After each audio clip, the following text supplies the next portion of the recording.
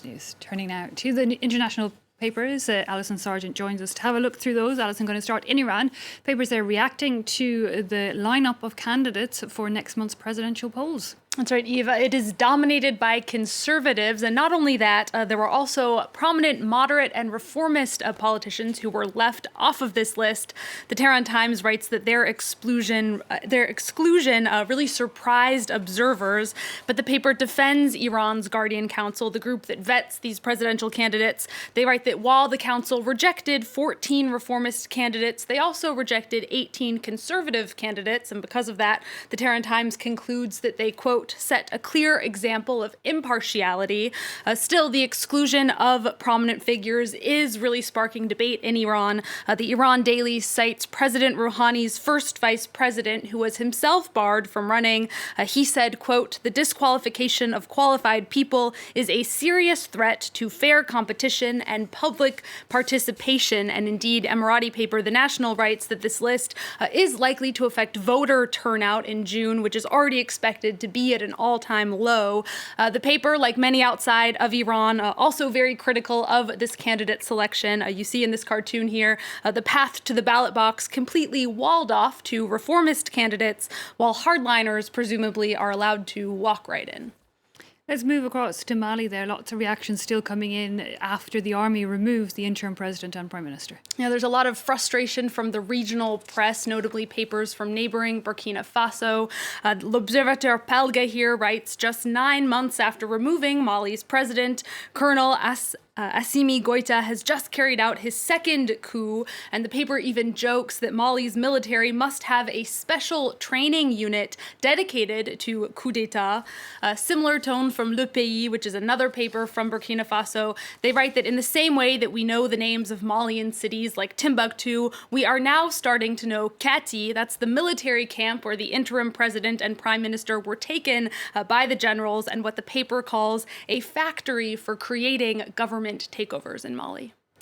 The next few stories coming out of Asia, one of Japan's leading newspapers looking again at the summer's Olympic Games, calling for it to be cancelled. That's right, Eve. This is coming from the Asahi Shimbun, which is a major paper in Japan and also one of the sponsors of the Olympic Games. So sort of a big deal that they're calling for the Games to be cancelled. In their editorial this Wednesday, they call on Japan's prime minister to cancel the Tokyo Olympics. The paper writes that the COVID-19 pandemic has not yet been brought under control and people's health must come first. The paper also argues that the public's Olympic spirit is gone in Japan. A recent poll actually found that over 80% of Japanese people want the games to be either canceled or postponed. The paper asks if this highly divisive Tokyo Olympics are staged without the public's blessing, what will have been gained and lost? And they say Prime Minister Suga must mull all of this over. The next story shows the power of the Chinese movie market. An actor and pro wrestler has apologized to his Chinese fans after referring to Taiwan as a country. That's right, Eve. This is John Cena, who is the star of the latest Fast and Furious movie, F9. The Guardian explains that he actually speaks Mandarin, and he gave an interview in Mandarin to a Taiwanese broadcaster earlier this month in which he said that Taiwan would be the first country to see his new movie. The statement got huge blowback in China, of course, which considers Taiwan to be part of the country, so much so that Cena actually issued an apology to Chinese fans on Tuesday. Now, this incident is a stark illustration of just how powerful China has become as an entertainment market. That's according to a columnist writing for the Washington Post. He points out other recent incidents similar to this one, like when Taiwanese and Japanese patches were removed from a costume in a 2019 Top Gun sequel. And this writer concludes, Hollywood seems to have decided that such embarrassments are a small price to pay for access to the lucrative Chinese market.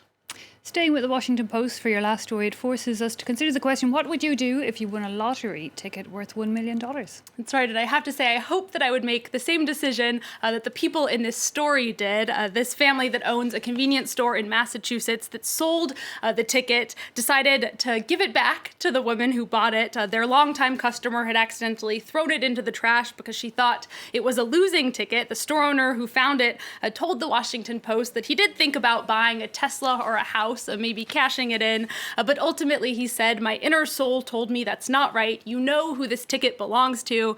The customer who you see here was so grateful that she actually gave the family that owns the convenience store some of her winnings.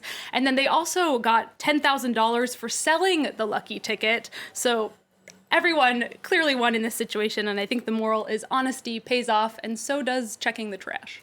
Definitely checking the trash. A strange activity, but definitely worth considering. Alison Sargent, thanks a lot for that look at the international papers. Time for a quick